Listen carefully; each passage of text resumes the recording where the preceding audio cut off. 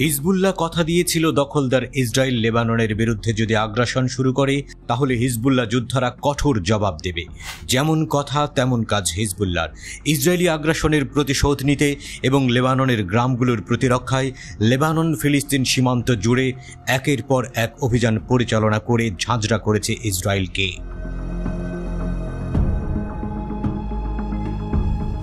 একদিনেই ইসরায়েলকে কাঁপিয়ে দিয়েছে ইসলামিক প্রতিরোধ যোদ্ধা হিজবুল্লাহ।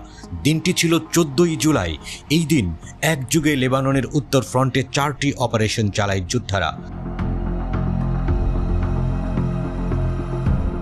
14ই জুলাই সকালে যোদ্ধারা হাদাব ইয়ারিন সাইটের আশেপাশে ইসরায়েলি দখলদার সেনাদের লক্ষ্য করে রকেট ছোড়ে। বলা হচ্ছে সেই হামলায় হতাহতের ঘটনাও ঘটেছে।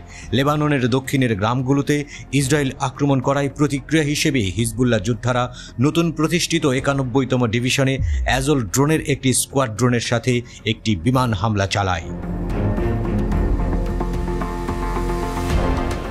ওই একই দিন বিকালে বুরকান রকেট দিয়ে অধিকৃত লেবাননের কাফার চৌবা পাহাড়ের রুইসাত আল আলম সাইটের আশেপাশে ইসরায়েলি দখলদার সেনাদের উপর হামলা করে। এরপর ওই দিন সন্ধ্যায় অধিকৃত লেবানিজ কাফার চৌবা পাহাড়ের আল রামথা সাইটকে লক্ষ্য করে সরাসরি রকেট হামলা চালায়। এবার শাহেদ 101 ড্রোন দিয়ে ইসরায়েলকে ছাড়খাড় করার মিশনে নেমেছে হিজবুল্লাহ। দক্ষিণ লেবাননের সংঘর্ষেই হিজবুল্লাহ ইরানি শাহেদ 101 ড্রোনকে ব্যবহার করছে। এই ড্রোনটি এতটাই উচ্চ কৌশলী যে একে শনাক্ত করতে রীতিমতো ঘাম ঝরে ইসরায়েলের। ড্রোনটির আরেকটি বৈশিষ্ট্য হলো এটি ইসরায়েলি দখলদারিত্বের মধ্যে শক ওয়েভ পাঠায়। ইসরায়েলি কান পাবলিক ব্রডকাস্টারের সামরিক বিষয়ক সংবাদদাতা ইতাই ব্লুমেনথাল বলেছেন, যুদ্ধ শুরু হওয়ার পর থেকে হিজবুল্লাহ প্রথমবারের মতো নতুন ইরানি শাহেদ 101 ড্রোন ব্যবহার শুরু করেছে।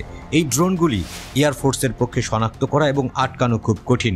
এই ড্রোন সম্পর্কে তিনি আরও বলেন, শাহেদ 101 ড্রোনগুলোর পরিসীমা 19 কিলোমিটার পর্যন্ত এবং এগুলো 10 কিলোগ্রাম পর্যন্ত বিস্ফোরক বহন করতে পারে।